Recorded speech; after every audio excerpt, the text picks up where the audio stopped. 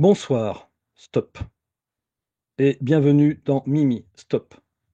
C'est le numéro 4, stop, de la sixième saison, stop.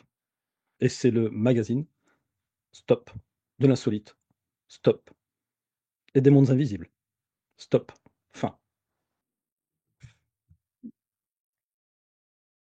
Et j'ai le plaisir de recevoir Natacha et Lily. Bonsoir les filles. Bonsoir, Salut! j'ai eu un petit peu de mal. Ça y est, c'est bien parti. Stop. On croirait à 2-3 soleils. Stop. Oui, c'est ça. Ah, c'est pour ça que vous faisiez les stop. Bah D'accord. oui. Ah non, ben non, je faisais un peu de morse, quoi, un peu de télégramme. Ah, Ah, ah. Oui, parce que ça fait partie un peu de mon sujet, donc je voulais déjà d'entrée de jeu vous mettre dans l'ambiance en fait. ah. Ok, Bon, bah Pas écoute, mal. ça tombe bien. Moi, j'ai un truc de vieilles cassettes, mais ça cache des choses, hein, les vieilles cassettes. Ah bah toujours. On en racontera, on va développer. C'est dans les vieilles cassettes qu'on fait les meilleures soupes, tout le monde le sait. J'allais dire, c'est comme les vieilles chaussettes. On fait de la meilleure soupe aussi. Je sais pas, ça rimait, mais après, voilà, on est parti trop loin. Bon, et puis alors vous vous demandez pourquoi est-ce que Lily est là ce soir? Parce que ce soir, Bah oui. eh oui, on n'est pas dans Milo, on est dans Mimi, donc mais que fait Lily? Bah, c'est parce que Lily a une petite actu et on souhaitait vous en parler un petit peu en avance. Ça se passe le 1er et le 2 novembre et ça s'appelle Cosmo Origine 2026. Mais qu'est-ce? Tam, tadam, tam, tam. Alors, Cosmo Origine 2026. C'est un événement à ne pas rater, évidemment, à Nantes, qui aura lieu dans un château somptueux. Un week-end, en fait, tout entier, pour, se rencontrer autour de la notion de l'ascension, intérieure par la conscience stellaire. Donc qu'est-ce que ça veut dire tout ça? Ça veut dire que là, on va, proposer des conférences, des rencontres, avec, plein de conférenciers, sur les thèmes, le thème du galactique. Du galactique, mais aussi, dans cette dynamique de qu'est-ce que les galactiques? Qu'est-ce que ces connexions télépathiques qu'ont certains médiums ou d'autres expériencieurs comme moi, par exemple, qui font des voyages de la conscience? Qu'est-ce que ces gens un peu perchés, j'ai envie de te dire, Antoine, eh bien, peuvent traduire, comprendre, percevoir. Et comment est-ce que tout ça, en fait, vient remettre quelque part au centre on va dire, de notre réflexion, eh ben, la question de l'ascension, de l'accomplissement personnel, de la souveraineté, de la multidimensionnalité aussi. Voilà, OK. donc un week-end entier Bah, écoute, ce pour que vivre je une aventure. te propose, c'est qu'on aille sur le site. Comme ça, tu vas nous présenter un petit peu les conférenciers qui seront là, les activités de ce week-end-là. Allez, je partage. Voilà, donc Cosmo Origine 2026, c'est une aventure hors du commun en vérité, parce que c'est une aventure humaine où il va y avoir donc plein de conférenciers, et puis il y aura aussi les visiteurs qui vont participer, on va pouvoir se rencontrer, échanger. Alors parmi les conférenciers, on aura la chance d'accueillir Nathalie Théo, euh, Nathalie Déo, bioénergéticienne, hypnologue, auteur. Philippe Gilbert, qui est aussi un conférencier, un auteur, qui a écrit plusieurs livres, un éveilleur de conscience, un architecte honoraire, comme il aime à s'appeler. Ensuite, on va avoir Anatole Kerbrat, qui est conférencier, animateur, qui est Canal Galactique, qui a fait un oracle d'ailleurs aussi récemment, l'oracle galactique et qui anime la chaîne Renaissance Spirituelle TV sur YouTube, peut-être que vous la connaissez. Il y a Nicolaya, qui est aussi un personnage. Un- il se qualifie lui-même de walk-in. Alors, je ne sais pas si c'est une notion que vous connaissez, ça, le walk-in. Mais tu sais, c'est des consciences qui vont s'incarner, et puis à un moment donné, il y a une autre conscience qui vient prendre la place du premier, voilà, qui se relaie quelque part, hein. Alors ensuite, c'est Stéphanie, créatrice de Bonheur. C'est elle qui va organiser vraiment l'événement. C'est la locomotive un peu du groupe. Elle est coach, elle est conférencière, elle est chamane, elle est médium. Et donc, elle va aussi nous permettre de nous retrouver dans un endroit magnifique. On en parlera tout Mm, à l'heure, Antoine. ouais, mais c'est son site hein, d'ailleurs, hein, si vous voyez l'adresse, la Stéphanie créatrice de bonheur.com. En tous les cas, elle est dans la description de la vidéo. Voilà, pour pouvoir évidemment en savoir plus sur l'événement, il faut aller voir sur ce site, à cette adresse qu'effectivement, je sais que tu la mettras dans le descriptif. Et puis, c'est là aussi où on peut prendre les places. Ensuite, il y a Stéphanie Palazzo, thérapeute énergéticienne, canal, chanteuse, pianiste, auteure-compositrice, une multicasquette, hein, on aime bien ça. Voilà, qui va aussi intervenir en musique et en parole.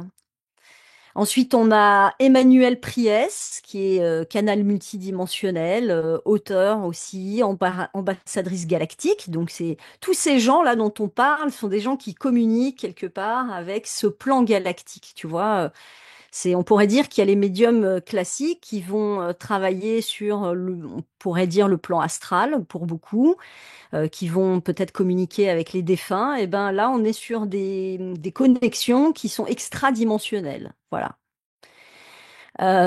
Ensuite, on a Liliose. Bon, elle est sympa celle-là, mais bon, est-ce qu'on a besoin de la Mais oui, présenter? oui, oui, parce qu'il y a quand même un nouveau titre là que je connaissais pas. Ambassadrice des mondes unifiés. Eh ouais. Oh là là, Bon, ça là, il va fait, falloir que ça tu fait nous en dises peur. un peu plus. Ben, Moi, disons que dans ce créneau-là, c'est vrai que j'interagis beaucoup avec les mondes unifiés. Tu vois, ici, on est dans des mondes de dualité. Et on pourrait dire que dans la conscience, on peut aller dans les hautes sphères. Et dans les hautes sphères, ce sont des mondes unifiés. Tu vois, il n'y a pas de dualité, il n'y a pas de polarité. Donc, en ce sens-là, moi, je travaille beaucoup sur ça. Tu vois, tu vas avoir des gens qui vont être connectés au galactique, mais qui vont plutôt travailler sur, je dirais, la cinquième dimension basse, qui reste très, très polarisée. Voilà, moi, mon axe, c'est vraiment l'éveil de la conscience solaire, c'est-à-dire cet être unifié que nous sommes, qui s'est réconcilié avec lui-même, qui a réintégré son ombre et qui, de ce fait, trouve quelque part des chemins de résolution qui permettent de rassembler et non plus d'être dans une forme de guerre ou de division, etc. Voilà, ensuite on a Yannick Langrand. Et il est auteur, formateur, conférencier.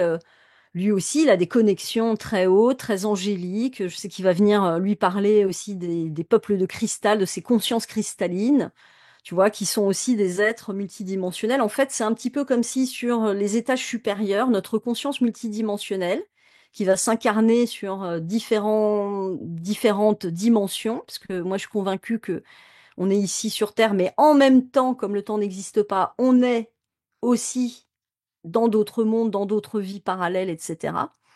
Et en fait, quand tu rassembles tout ça, c'est là où tu reviens à cette unification.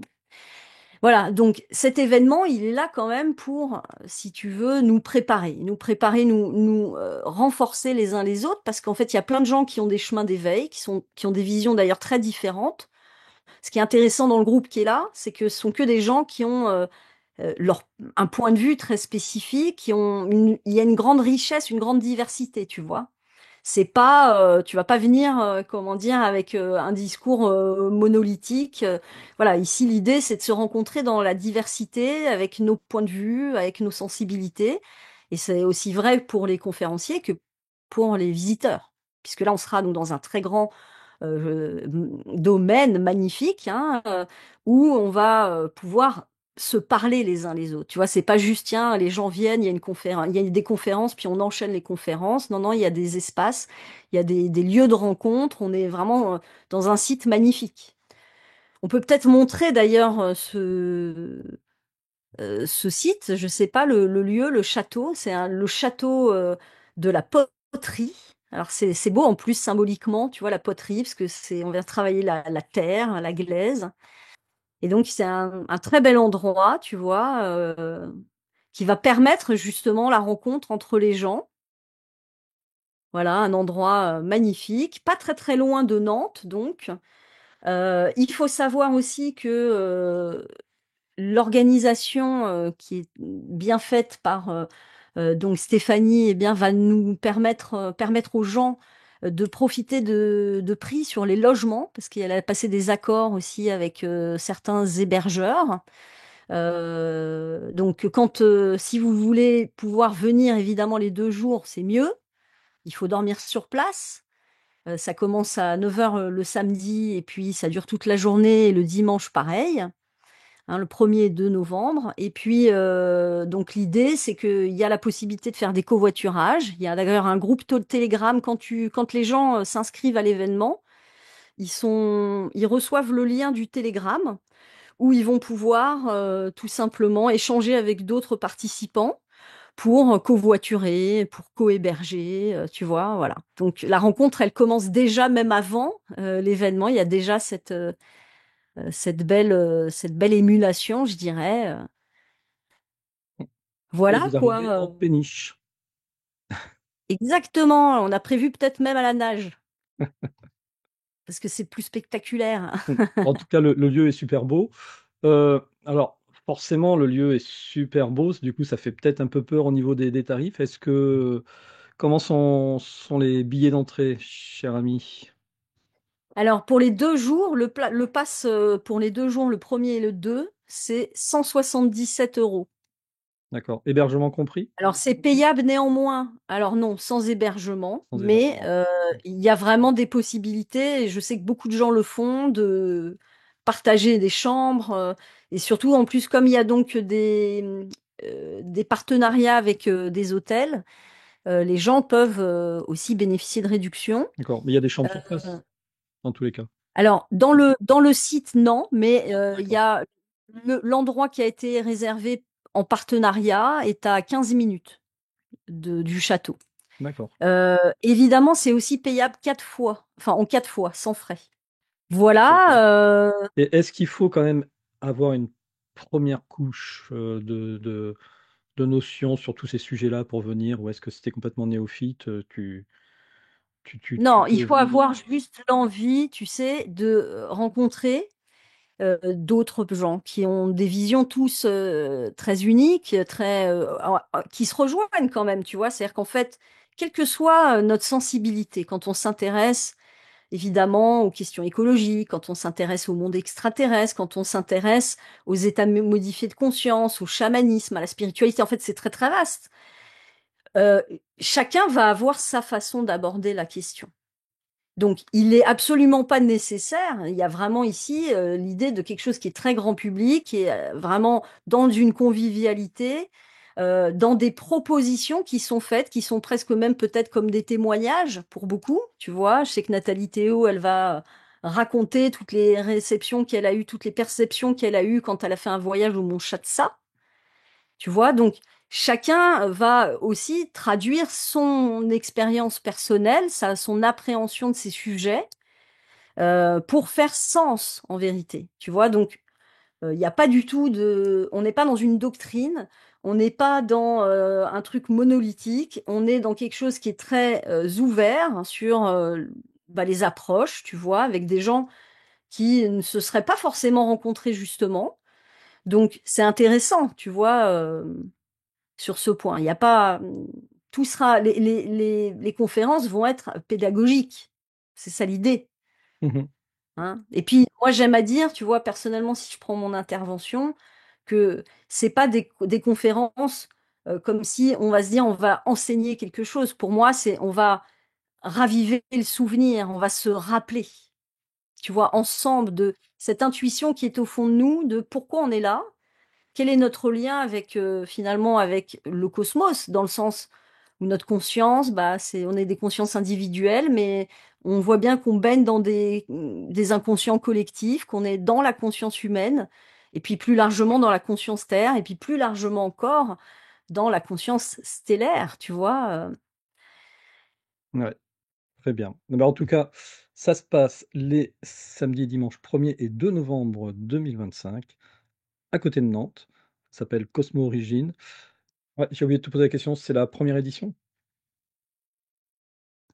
Alors c'est la première édition, c'est vrai que ça s'appelle Cosmo Origine 2026, parce que l'idée c'est aussi de se préparer à tous ces changements qui arrivent, de pouvoir accompagner en fait ces mutations de la conscience collective. Et c'est la première année et on verra s'il y en aura une deuxième et puis une troisième et puis peut-être dans 10 ans, ça sera devenu le festival de Cannes. On en reparlera. Très Oui, bien. on en reparlera. Eh beh, écoute, merci Lydie, d'être venue nous présenter ce petit Bah, merci festival. à toi, Avec plaisir. merci à vous, hein, du coup, à tous les 2 de m'avoir accueillie et puis, bah, si les gens évidemment veulent, en savoir plus parce que là je vais évidemment pas m'étaler, c'est déjà cool de m'avoir donné tout ce temps. Pour savoir un peu les thématiques qui seront abordées. Tout est sur le site. Il y a même des vidéos où les intervenants développent tout ce qu'ils proposent comme intervention, que les gens peuvent aller regarder. Et puis voilà, puis bah moi j'espère que je rencontrerai quelques auditeurs de miasme. Ça me fera très plaisir en tout Bah cas oui, de manifestez-vous auprès d'échanger. de Lydie, hein, si c'est le cas. Si vous êtes présent, n'hésitez pas à la Ah bah rencontrer. oui, Ah oui, ça serait cool, bien sûr, bah ouais, avec complètement. grande joie en tout cas. Ben Et merci ben merci Lydie, beaucoup, hein, à très bientôt. et à bientôt alors. Bon bien Natacha, après cette petite conférence, on va faire un saut dans le passé avec toi Mhm. et tu vas nous parler alors de 2 sujets, j'ai du mal encore à les associer, c'est pour ça que je vais être très attentif à ce que tu vas dire. ADN et enregistrement sur cassette. On fait un saut dans le passé et on va découvrir des choses. Oui, tu te souviens de, tu vois, la cassette audio là qu'on rembobinait avec, le stylo Bic, tu te souviens de ça, Antoine? Ou sans D'ailleurs, il y a une pub qui est très bonne, excuse-moi, je fais une digression, pour, des barres chocolatées. Non, c'est des gâteaux, c'est des je sais plus lesquels, vous les amis, mettez-le dans les commentaires, où justement, tu as la mère de famille qui est en train de manger son gâteau. Tu as le gamin qui a 15-16 ans qui arrive, et qui fait: «Ouais, je pourrais en avoir». Elle lui fait: «Ouais, tu en auras si tu me dis qu'est-ce que je peux faire avec un crayon et ça», et elle lui montre une cassette. Eh oui, parce que pour ceux qui ont un certain âge, bien oui, vous l'avez tous fait, hein, de rembobiner votre cassette avec le crayon, HB. ça, parce que pour ceux qui n'ont pas notre âge, C'est ça. mais qui seraient plus jeunes du coup, ça les cassettes, audio, en fait, c'est un film comme ça et ça sort et voilà, quelquefois ça se coinçait dans notre appareil et on était là: «Mais non, ça va casser, au secours» et on rembobinait tout et moi je le faisais avec le doigt, hein. Ouais. Tu as déjà fait des réparations de cassettes? Tu sais, là, Non, justement, la cassette qui vrille, du coup, tu arrives à l'enlever et puis elle est complètement vrillée. Tu coupes, tu colles avec un petit bout de scotch. Ça remarche, hein. Ah, ça ouais, fait ça après juste un drôle de bruit au moment où ça passe sur le scotch, mais ça j'im marche. ouais, j'imagine, non, non. Bah, alors figure-toi que tu as des chercheurs chinois qui veulent ressusciter, rien que ça, notre fameuse petite cassette. Mais alors attention, hein, façon science-fiction, en remplaçant donc la bande magnétique, ce dont on parle depuis tout à l'heure, par de l'ADN. Ah, c'est là, tu ne comprends rien. Mmh. Ah, Si, je comprends où tu veux en venir, parce que tu sais, j'avais déjà cité cette histoire de dans un cube, un centimètre cube d'ADN, on pourrait stocker l'ensemble des bibliothèques du monde. bah ouais, c'est ça, une seule cassette de 100 mètres pourrait stocker 36 pétaoctets de données. Alors ça veut dire 36 000 disques durs ou 3 milliards de chansons. Moi, je trouve que c'est pas mal pour un objet qui, à l'époque, en fait, se coinçait, c'est ce qu'on vient de dire, après 12 titres, hein. Alors oui, évidemment, pour l'instant, c'est lent et encombrant, mais quand même, l'idée est dingue. Graver nos souvenirs numériques, non plus sur du silicium, mais sur la molécule même de la vie. La cassette n'est pas morte, elle est juste devenue immortelle. Mais là où je veux en venir, parce que c'était une petite intro amusante que j'ai trouvée, mais j'ai fait un petit lien, comme j'aime bien faire, mes petits liens comme d'habitude. Parce qu'on le sait, vous allez voir, c'est un lien avec Beethoven, pour ceux qui aiment la musique, un lien avec Beethoven. Mais d'abord, l'ADN. L'ADN, c'est une incroyable molécule en double hélice. Tu te souviens, Antoine? Comme ça là et c'est la gardienne de notre héritage biologique. Elle contient toutes les informations qui sont nécessaires à la vie et qui sont soigneusement rangées dans nos chromosomes, au cœur de chaque cellule. Vous vous souvenez, hein, de vos cours, Oui, oui. Et biologie? d'ailleurs, petit rappel, hein, le caducée, médical, qui date, de l'époque, c'est grec, je crois, ou romaine, grecque sûrement. C'est un serpent qui fait une double hélice aussi, bizarrement. Certains disent que c'est effectivement l'ADN, donc c'est assez intéressant. En fait, c'est une véritable bibliothèque vivante. Elle raconte notre histoire, et parfois longtemps après notre mort. Et c'est précisément ce qu'elle vient de faire pour, comme je vous l'ai dit tout à l'heure, l'un des plus grands génies musicaux de l'histoire, Ludwig van Beethoven. Vous le connaissez tous. Un Pam peu. pam pam pam. Pam pam pam pam. Et j'espère que c'est bien lui qui fait ta-da-da ta-da-da, parce que sinon, je suis à côté de la plaque. Je sais pas. Alors, une chose que je peux vous dire, c'est que mon fils, est un fou de musique classique. Il est jeune, mais il est fou de musique classique. Il est à fond dans le piano et à un moment donné, on m'a mon là, il aime, Chopin, il adore Chopin. Mais à un moment donné, il me jouait des trucs, il a essayé de faire des trucs de Beethoven, tu vois? Il me disait: «Regarde maman, c'est fou!» Bref, près de 2 siècles. Donc si c'est pas ça, il va m'engueuler. Je vais lui envoyer la vidéo, il va me dire: «Oh, c'est pas possible maman». Donc près de 2 siècles après sa disparition à notre ami Beethoven, ses cheveux ont enfin livré leurs secrets. En mars 2023, ça date un petit peu, mais quand même, fallait que je vous explique. C'est pour ceux qui ont déjà vu cette news, bon, vous passez. Mais pour les autres, en mars 2023, une équipe internationale de chercheurs a réussi un exploit scientifique, c'est analyser l'ADN contenu dans plusieurs mèches, donc authentiques, hein, du compositeur allemand. L'objectif, évidemment, c'est comprendre ce qui a pu affecter sa santé.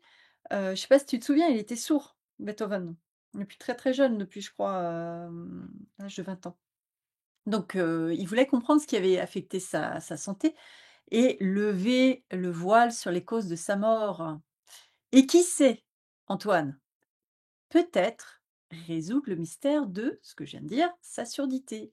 Eh bien, les résultats sont quand même assez fascinants parce que, heu, il y a une première révélation qui est la cause probable de sa mort. Tu sais de quoi il est mort? Non, il y avait une hypothèse, hein. L'hypothèse, c'était qu'il serait mort d'une intoxication au plomb.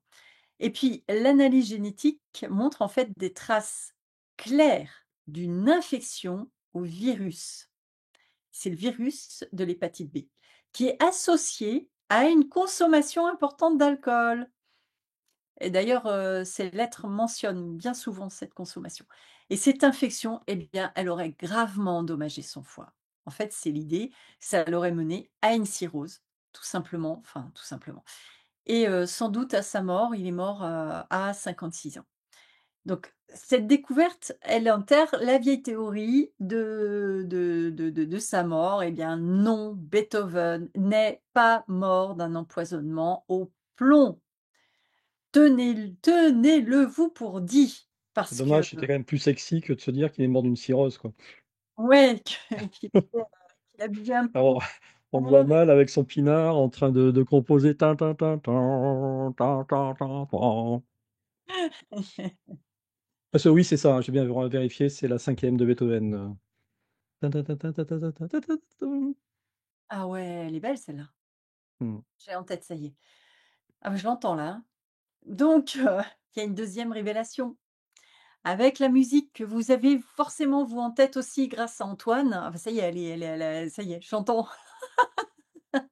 Donc la deuxième révélation, je sais pas si c'est comme ça pour toi, mais moi j'entends souvent des musiques, dans ma tête, mais pas seulement entendre, c'est parfois, alors là c'est pas le cas, mais parfois, il m'est arrivé dans mon sommeil, je dors et d'entendre, mais comme s'il y avait une radio à côté, hein, d'entendre vraiment des musiques et des musiques souvent que je connais pas, donc et parfois ça me réveille.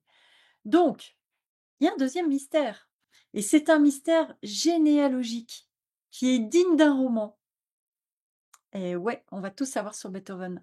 En comparant, c'est un mystère génétique, en comparant le chromosome Y de Beethoven à celui des descendants supposés de Beethoven, et les chercheurs ont découvert une discordance génétique. Autrement dit, quelque part entre 1572 et 1770, un enfant né hors mariage est venu bouleverser la lignée paternelle. C'est une révélation en fait qui ajoute, une petite touche d'humanité quand même et un petit soupçon de secret de famille à l'histoire du compositeur. Mais tout n'est pas encore élucidé parce qu'évidemment certaines questions continuent d'intriguer les scientifiques et vous devinez lesquelles? Pourquoi Beethoven est-il devenu sourd alors qu'il avait à peine 20 ans? Quelles étaient les véritables causes, mes amis, de ces violentes douleurs abdominales et de ces troubles digestifs chroniques? Tout le monde se pose la question aujourd'hui encore, malgré ces technologies d'aujourd'hui. Ces énigmes vont rester sans réponse, en tout cas pour le moment, et continuent d'alimenter le mystère autour du génie de Bonn. Il habitait à Bonn. Toi, tu nous fais un cliffhanger comme ça et tu nous dis pas la réponse. Mais non, parce que je te dis qu'on l'a pas trouvé. On ne Bah oui, sait mais pas. là, nous, on était, tu vois, accrochés à tes lèvres et non, on n'a pas la réponse. Ok. Eh beh non, ça restera mystérieux. Mais l'ironie tragique, mon ami, c'est que ce maître absolu du son, c'est un maître absolu du son, il a fini sa vie coupé du monde des sons. Ça, c'est vraiment, moi, je trouve ça dur. Et il a quand même composé certaines de ses plus belles œuvres sans jamais pouvoir les entendre. Mais ce n'est pas tout, ce n'est pas tout. L'étude a aussi, permis de lever un petit malentendu historique. Moi, je trouvais ça drôle, donc je vous le dis comme ça n'a pas beaucoup d'importance. En fait, il y avait la fameuse mèche de cheveux qui était conservée pendant des générations comme un trésor. Eh ben, ça lui appartenait pas du tout. L'ADN a parlé. Il s'agissait en réalité d'une femme inconnue. Une preuve, s'il en fallait, de l'importance de la rigueur scientifique, quand même, rappelons-le, même quand il s'agit de reliques émotionnelles. Moi, ça m'a fait penser à notre Suaire de Turin et je vous renvoie à Ah, l'émission. il t'a marqué, hein, celui-là, hein. Oui, très, très, très intéressant.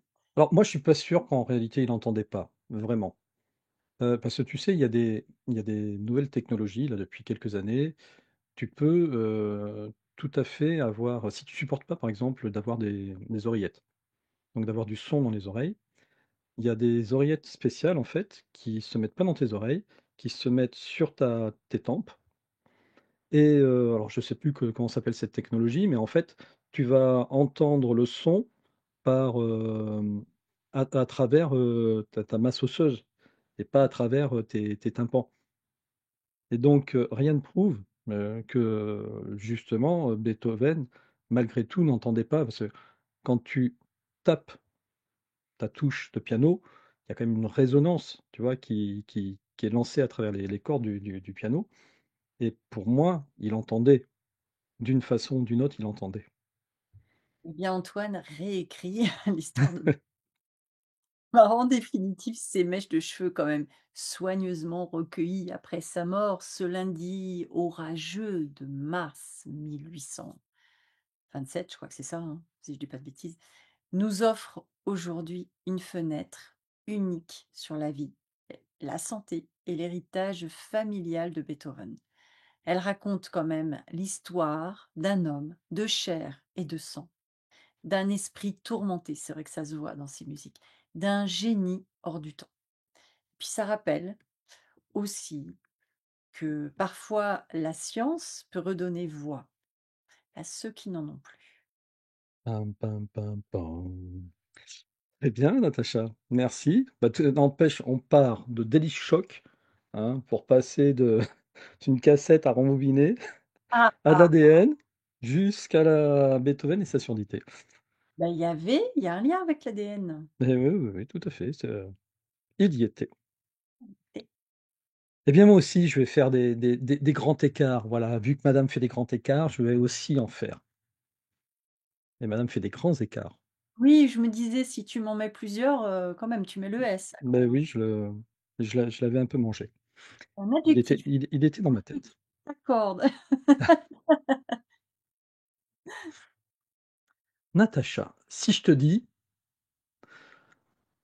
da di, di da, da, di da, da, di da. Qu'est-ce que je Mmh. viens de te dire, Natacha? Tu un petit côté barge, mais je le savais déjà. Mais encore, tu n'as pas reconnu à travers cette douce mélopée ton ton ton doux prénom? Ah! Tu me fais du morse? Eh bien oui, j'ai dit Natacha en morse, ce qui est quand même beaucoup moins facile à dire que dans le français courant, on est bien d'accord. Mais voilà comment se prononce, en morse, Natacha, parce qu'effectivement, en morse, les traits, on les prononce da et les points di, si on veut le verbaliser, le morse, voilà.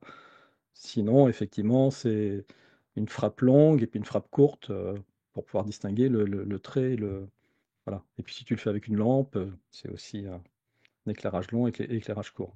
Donc tout ça pour dire, voilà, je voulais, faire un petit sujet à la base sur la lumière solide, hein, rappelle-toi. On n'y est pas du tout, mais j'ai commencé à faire des recherches sur la lumière et qui dit lumière, eh bien dit, nouveaux moyens de communication, vous allez voir, voilà.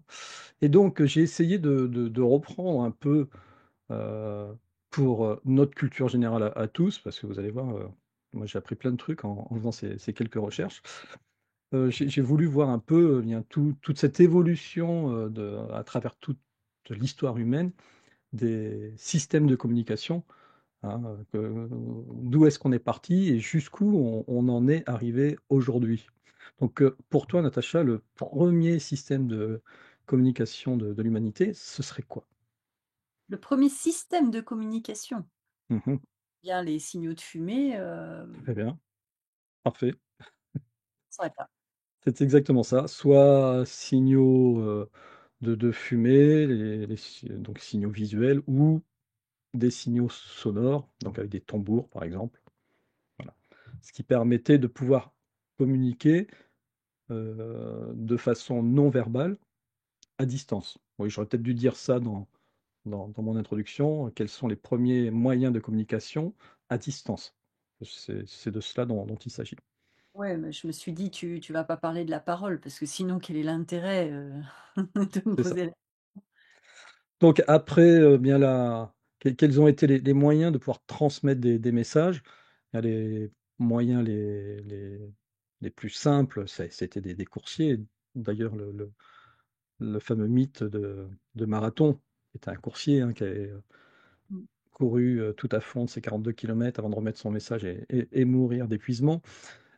Les messages, messagers à cheval, il y a d'autres animaux qui ont été utilisés, souvent, pour pour envoyer des messages. Tu vois lesquels? Nos amis à Bah, plumes? bien sûr. Ouais, ouais.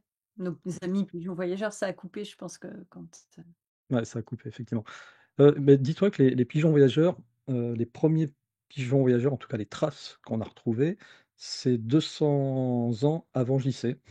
Les premières traces d'expédition, d'utilisation de pigeons. C'est assez surprenant, je pensais pas que c'était si vieux que ça.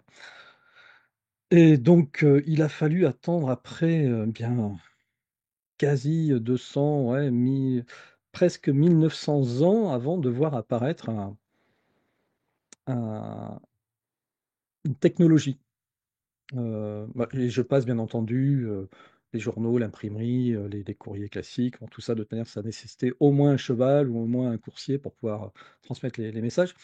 Mais ça restait des technologies lentes, forcément, parce qu'il fallait parcourir les distances. Donc si vous vouliez envoyer un message, de Paris à Marseille, bah, ça prenait 3 jours, au minimum. les personnes qui ont pensé à ça et le 1er message qui est passé outre-Atlantique, c'est juste un truc de fou. Mmh. Alors, avant de passer outre-Atlantique, en France, bien, figure-toi, on a été les premiers à, à créer un système de communication complètement original et qui permettait, eh bien, justement, là où on mettait 3 jours à transmettre un message, eh bien, on arrivait à réduire cela à quelques heures, avec parfois des pertes dans les informations, mais ça, c'est un autre sujet. Il s'agit du télégraphe CHAP, le télégraphe optique. Est-ce que tu en avais entendu parler? Ouais. Les amis, ça vous parle, ça, le télégraphe CHAP? Donc 1792. Alors, je t'explique le principe, hein. C'était un réseau finalement de tours et de bras mobiles. Donc, les tours, ça permettait de pouvoir envoyer des messages à une vingtaine de kilomètres et c'est un peu comme des grands moulins, si tu veux, et en fonction de la position des panneaux, ça pouvait émettre, bah, c'est pas que ça émettait, c'est que ça donnait des informations sur la position du panneau. La personne qui était à l'autre bout de la tour savait que si le panneau avait ce sens-là, ça voulait dire, telle chose, telle autre, voilà. Il y avait, je crois, 92 mots, donc c'est pas non plus, c'était pas non plus, la possibilité de pouvoir dicter un roman à distance. Mais, figure-toi, ça a quand même été, utilisé entre autres, pendant les guerres napoléoniennes. Ouais, je m'en Heu, doutais. Ça, et bah, c'est oui. pour Bah, oui, forcément, c'est toujours un effort de guerre qui apporte les avancées technologiques. Et et bien après, eh ben, il a été assez rapidement finalement supplanté par un autre télégraphe, qui est le télégraphe électrique. Donc 1837, c'est le code Morse, hein, quoi, le télégraphe électrique qui a été, inventé, et le code Morse est arrivé un peu après. Il est arrivé en 1844, bizarrement. Donc au moment où est arrivée l'électricité, ils ont compris que en tirant des lignes électriques, ils pouvaient, eh bien, envoyer des impulsions électriques, et à un moment donné, tu as un ingénieur qui s'est dit: «Ah bah tiens, si j'envoie un message, une impulsion longue et puis une impulsion courte, je vais pouvoir écrire Natacha. C'est ce Quoi, seul di da di di da di da di di di di di di di da da da», quoi, quelque chose comme ça. ouais. Est-ce que tu sais quel était le 1er message qui a été envoyé d'ailleurs? Ah oui, enfin, je sais plus, mais ouais, j'avais écouté une vidéo là-dessus, c'était, What has God wrought? Avec mon anglais approximatif, qu'on pourrait traduire par: «Mais qu'a donc fait Dieu?»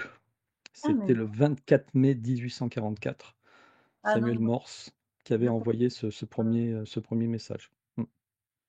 Et le code Morse le plus connu, c'est, 3 tirets longs, 3 points, 3 tirets longs, que tout le monde connaît, qui signifie que tout le monde connaît, Natacha, même Natacha. Ouais, oui, sûrement.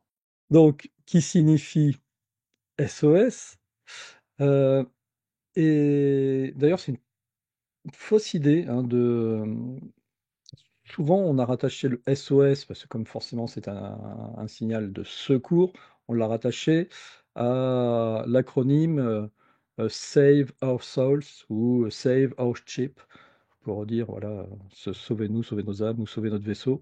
Bah non, en réalité, ça a juste été déterminé que, c'était un appel de détresse parce que c'était un signal qui était facile à faire. Trois points. Ah, j'ai dit le contraire tout à l'heure. J'ai dit 3 traits, 3 points, 3 traits. Non, c'est le contraire. C'est 3 points, 3 traits, 3 points.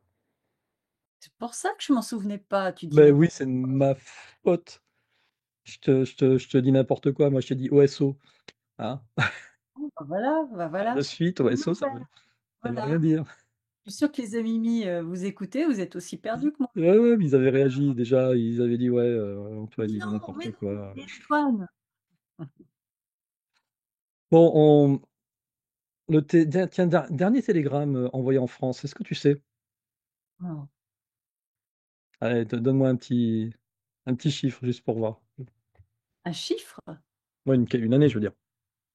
Ah, écoute, moi je suis née en 72 et mon père a envoyé un télégramme pour ma naissance. Ah, Mmh, là. Donc après, forcément, bah oui. heu, ah bah oui, 90. Eh bien écoute, tu pouvais encore envoyer en France jusque dans les années 2018. C'est incroyable, hein? C'est pas si loin que ça. Ah bah non! Tu pouvais encore envoyer en France des télégrammes, voilà. La Poste a arrêté son service, télégraphique en 2018. Ouais, et aujourd'hui, il y en a plus nulle part, hein. J'ai essayé de voir, de faire un peu le tour du monde, voir s'il y avait la possibilité d'envoyer des télégrammes. Non, là, c'est fini. Il y a bien des sites en ligne où tu peux envoyer un télégramme, mais en réalité, tu envoies un télégramme et tu le reçois par SMS. Donc Oh quel intérêt! on t'envoie un SMS, quoi. Après toi tu peux mettre, hein, Voilà, si tu rajoutes les stops et puis les c'est ça. tirer.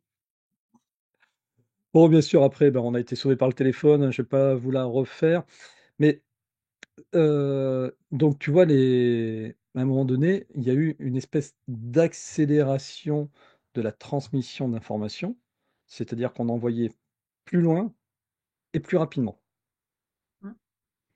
et dans le plus loin et plus rapidement, eh bien, on arrive, au fameux, modem. Tu as Mmh connu mh. ça, le modem? Mmh mh. Modem 56K.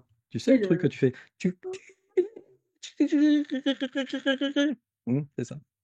On l'entend encore. Ça aussi, hein, ce n'est valable que pour les vieux, hein, Ouais, franchement. c'est ça. Années 80, ça arrive en France, le modem, premier modem. Ah ouais, Ouais, ouais. c'est connu en 98, un truc comme ça. Bah, oui, alors je suis pas étonné parce qu'effectivement 98, c'était, la standardisation, du modem 56K en norme V9.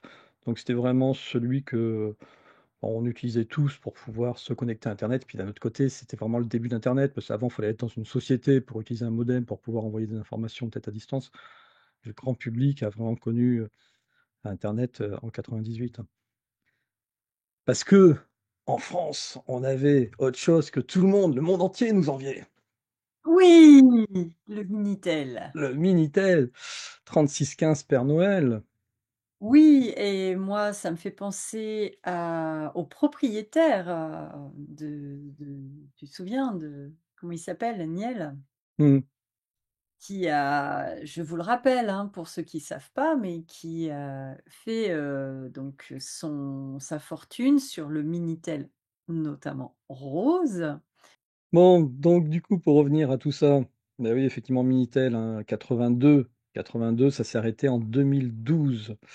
Bah, pourquoi? Parce qu'en France est arrivé, alors ça, c'était la révolution, l'ADSL en 1999, démocratisation de l'ADSL en 2002.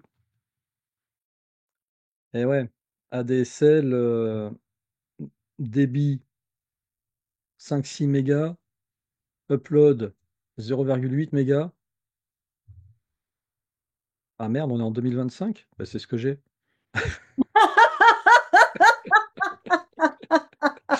Eh oui, bah, je suis toujours à l'ADSL. Ouais, vous comprenez des fois pourquoi, l'émission, je la poste, il est 21h30, 22h. Bah oui, parce que Waouh!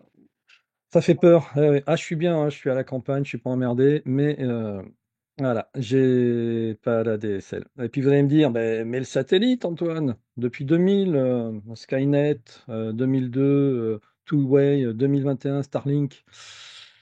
Ouais, j'ai essayé 2025, Nordnet chez moi. C'est une catastrophe, Nordnet, mais fuyez Nordnet. Là voilà, ça y est, je me suis enfin fait rembourser de Nordnet, donc je peux balancer sur Nordnet.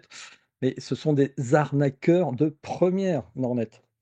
Ils vous disent, «Mais oui, t'inquiète pas, tu vas avoir un débit, ça va monter à 20, 30, ça va être génial». Puis non, c'est pire que tout. Parce qu'avant, avec mon ADSL 5 mégas, j'arrivais à voir Netflix avec Nordnet. Je regardais Netflix, puis ça charge, ça charge, ça charge, et hop, ça repart, et voilà, bon. Et puis quand vous dites: «Mais ça marche pas», et puis et beh, ils disent: «Ah beh oui, mais il faut tout nous renvoyer à vos frais». Mais comment? Vous m'avez fourni un service qui ne marche pas, je vais pas vous renvoyer à mes frais. Déjà, vous allez venir démonter l'antenne, parce que moi, j'ai pas envie de monter sur une échelle et me tuer. Et puis vous allez tout parce que c'est 150 balles quand même pour envoyer un satellite qui fait 30 kilos, et cetera, tu vois? Bon. Eh bien non, ils veulent pas. Donc du coup, tu es obligé de faire des recommandés et puis de faire appel à une assistance juridique et puis là, ben oui, au bout d'un moment, ils font. Voilà. Donc tout ça pour dire, là, ils font une petite pub en ce moment sur une île déserte, Nordnet, vous allez avoir le non, c'est fou, c'est fou. Ça marche pas chez moi en France, en plein milieu de la Normandie, qu'est-ce que vous voulez que ça marche dans une île déserte? Ah, c'est Mmh. fou. Excusez-moi, là, j'étais un petit peu énervé. Nordnet. Donc voilà et puis enfin la fibre optique 2006, la fibre optique, conne de fibre optique, elle est arrêtée à 200 mètres de chez moi. Orange, il me gonfle. Ça fait ça fait 3 ans qu'ils ont arrêté les travaux 200 mètres de chez moi. J'en peux plus. Le mec, il a une chaîne, il se fait bip à faire une chaîne avec à 200 mètres de chez lui la fibre avec un rebip qui commence par P. Putain! C'est ça, ouais. Mais ça, Antoine, Oui. tu es visé. C'est un complot mondial pour Non, mais éviter que nous parlions, que tu parles. c'est ça. Révèle des secrets, tu révèles des secrets. Mmh. Eh bien écoute, tout ça pour en arriver au sujet, principal de là où je voulais en venir et les dernières technologies aujourd'hui, on n'est plus sur la fibre optique, on est sur du quantique et 2025, ça va être la grande révolution du quantique. Visiblement, ça c'est en train de monter, comment dire? De monter en puissance, ils font des recherches dans tous les sens, en Chine. Il y a déjà des réseaux, de communication quantique qui existeraient. Donc, je vais pas développer plus que ça, mais on est à la porte de l'avenir par rapport à la communication quantique. Maintenant, si on en vient au sujet principal que je voulais développer à la base, cette news. Et oui, parce que là, j'ai digressé, et on avait plein de choses à dire. Donc, Hem, bêtisier, rappelons-le. Donc, exactement. bêtisier après, après la musique, pour ceux qui le savent. Ouais, ouais, un gros bêtisier ce soir. Allez, je partage. C'est un article de Science Post, voilà, qui est paru le 25 septembre. La NASA vient de recevoir un incroyable message depuis l'espace lointain. Mmh. L'exploration spatiale ne sera plus jamais la même. Et oui, parce que lorsqu'on communiquait avant avec des satellites ou avec nos petits beaux hommes dans les vaisseaux, ou dans l'ISS, et cetera, c'était avec des ondes radio. Bien, figure-toi que, aujourd'hui, tu vois, on reçoit encore des signaux radio envoyés par Voyager, 1 et 2, qui avaient été lancés dans les années 70. Parce que, eh bien, les signal radio, c'est 300 mètres secondes, un signal radio. Donc, quand tu commences à parcourir des millions et des millions, voire des milliards de kilomètres, forcément, ça met un petit peu de temps à traverser. Eh bien, figure-toi que la NASA a fait des tests qui se sont révélés être concluants. Ils ont, établi une liaison laser bidirectionnelle avec une sonde qui s'appelle Psyché, qui est perdue un peu dans l'espace à 350 millions de kilomètres de notre planète, donc c'est-à-dire un peu plus loin que la planète Mars. Et ils ont réussi à avoir une transmission qui est plus rapide que mon ADSL. Oh! Mais oui, ils ont pu, bon alors pour la petite blague, ils ont envoyé, une vidéo d'un petit chat en train de jouer avec une tache de lumière, et cetera, et la vidéo, elle n'a pas été, morcelée, fragmentée, elle a été très fluide. Donc il y a eu juste quelques secondes de décalage, de latence entre le moment où ça a été émis et le moment où ils l'ont reçu, et une fois que l'émission elle a été faite, nickel. La vidéo, nickel. Donc ça veut dire que aujourd'hui, ça y est, on est arrivé à un niveau, de technologie où on va être capable de pouvoir émettre et recevoir en continu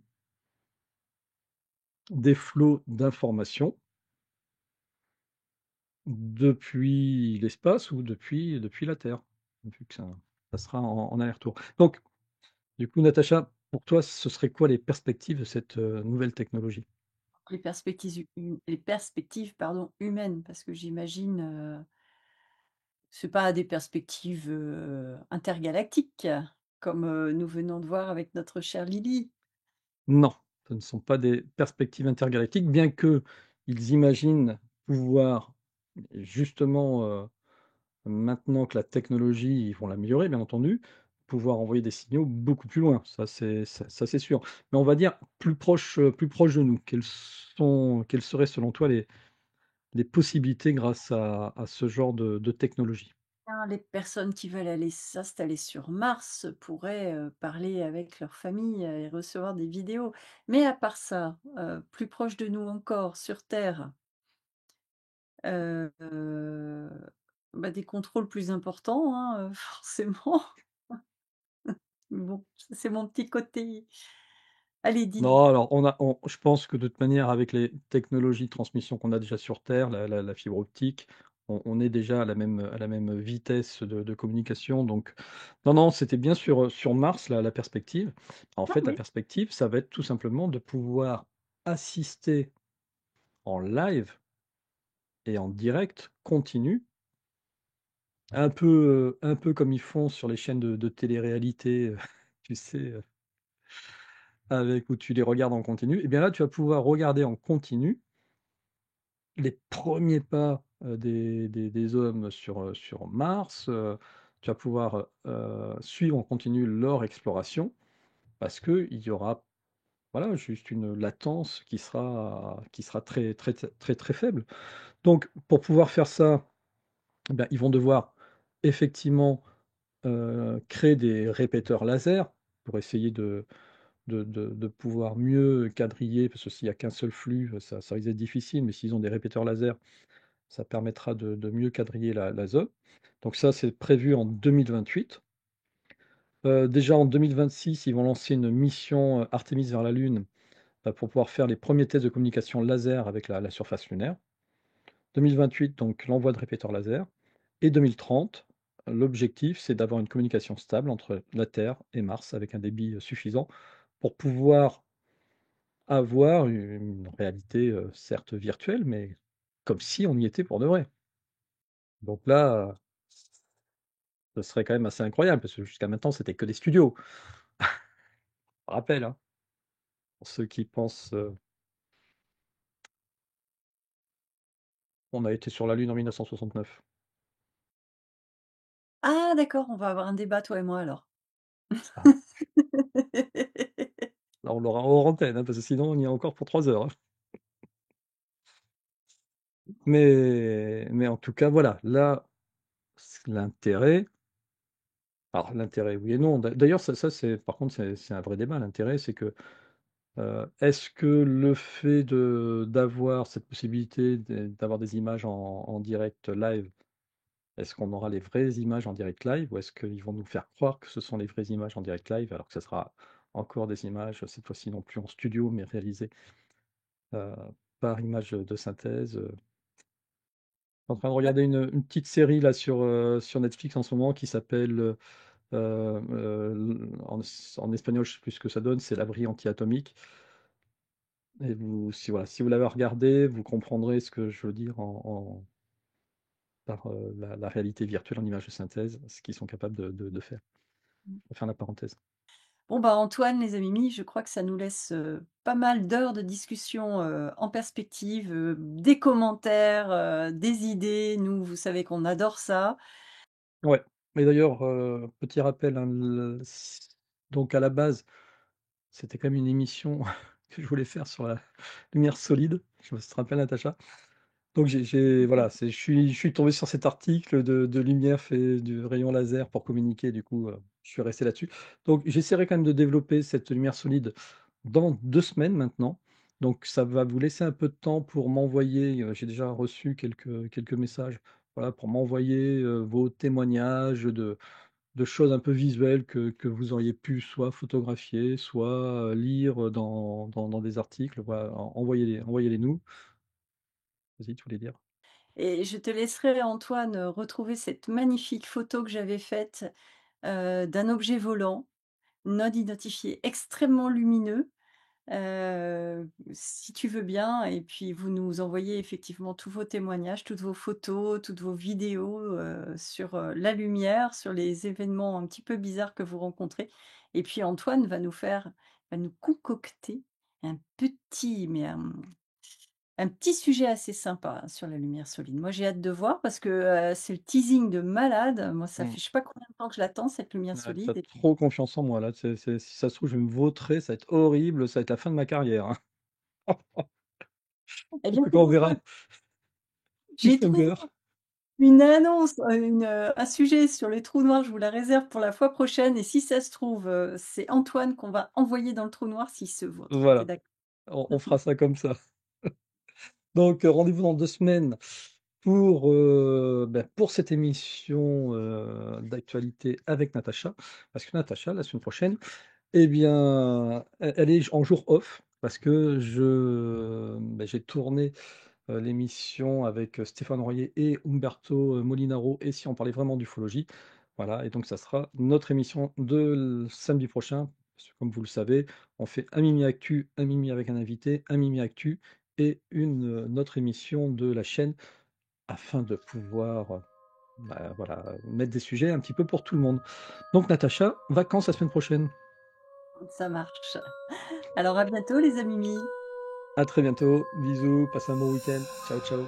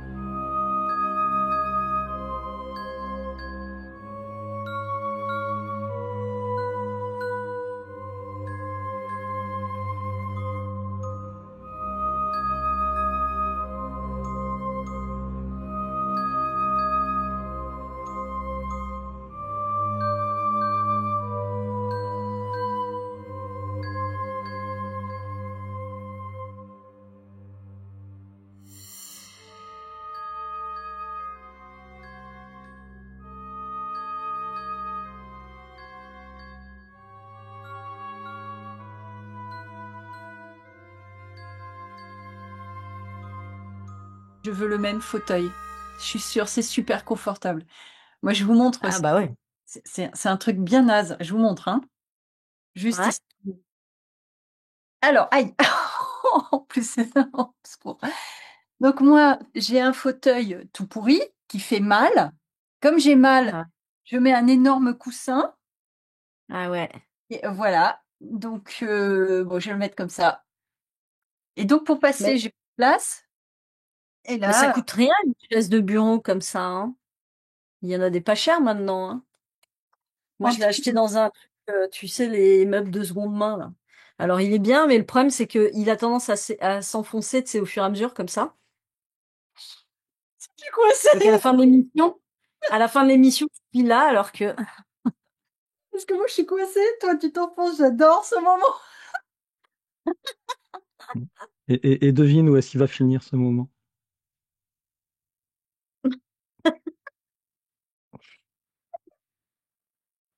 oh là là, ah ouais, c'est redoutable. Il est Et, redoutable, cet homme. et honnêtement, moi, j'y peux rien, hein. Ce que je veux dire, ce serait quand même malheureux de manquer des moments comme ça aussi intimistes. Mm. Comme Carmouze, tu vois, tu peux pas le rater, quoi. Exactement, c'est ça. Voilà.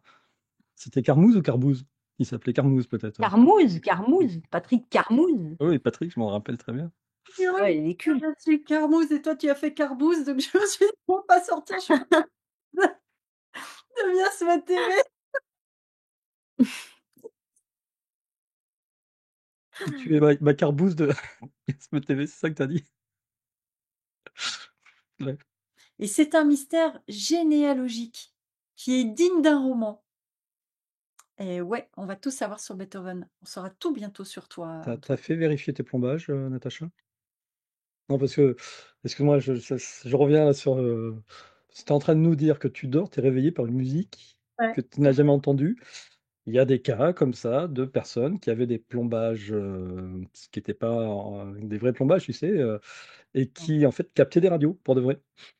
Ouais, ah bah, c'est peut-être ça. Donc si tu as des plombages, il vaut mieux mettre des composites parce que forcément, c'est il y a un peu de mercure et cetera dedans, de mémoire, hein, si je dis pas trop de bêtises. Et voilà, il y a des cas avérés de gens qui captaient la radio à cause de leur plombage. Ah flûte. Ah, c'est peut-être ça. Moi, je croyais que j'avais un don. Non, c'est plus terre à terre, je suis désolé. Ça m'arrive plus depuis, plusieurs années. Hem, mais ah ouais, c'est marrant ça, c'est Mais marrant. revenons à ton Ouais, je suis deuxième partie sujet. ailleurs. Mais bon, OK, qu'importe, allez, je vous raconte pas ma life. Tout Partie ça, un peu. ça sera dans le bêtisier. Tu sais, c'est le chromosome Y, c'est celui qui est transmis, de père en fils. Nous, on Oui, c'est transmet. celui qu'on a en plus, nous, les hommes. Mais non. Nous, on a XX et vous, vous avez XY. Oui, c'est bien ce que je dis, c'est celui que nous avons en plus, nous les hommes. Nous avons un chromosome Y. C'est pas en plus, c'est l'autre. OK, si On est tu veux. X on est XY. Il y a un truc, X Mmh, et Y.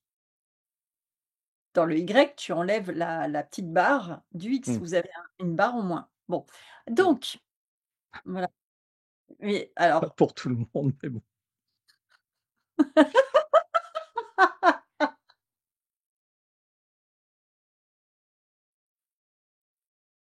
Chromosome Y, chromosome Y. Une très bonne chanson de des Berruriers Noirs.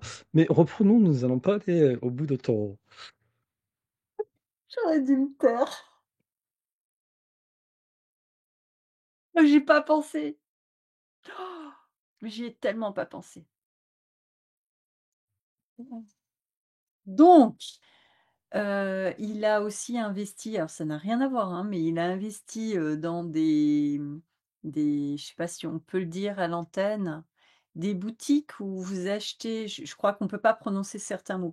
Donc des boutiques où vous achetez des petits appareils visant, mettez-les dans les commentaires. vise en quoi? Je on peut le dire ou ça va être Je ne censuré? sais pas, on verra. OK, les sex shops.